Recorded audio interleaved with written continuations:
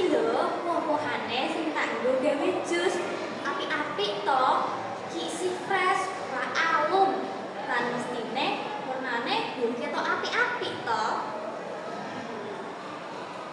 Nah, jadi daganganku itu dagangan sehat, masih fresh, lan mestine higienis. Regane yo murah meriah. Sak botol ngene regane mung 6.000.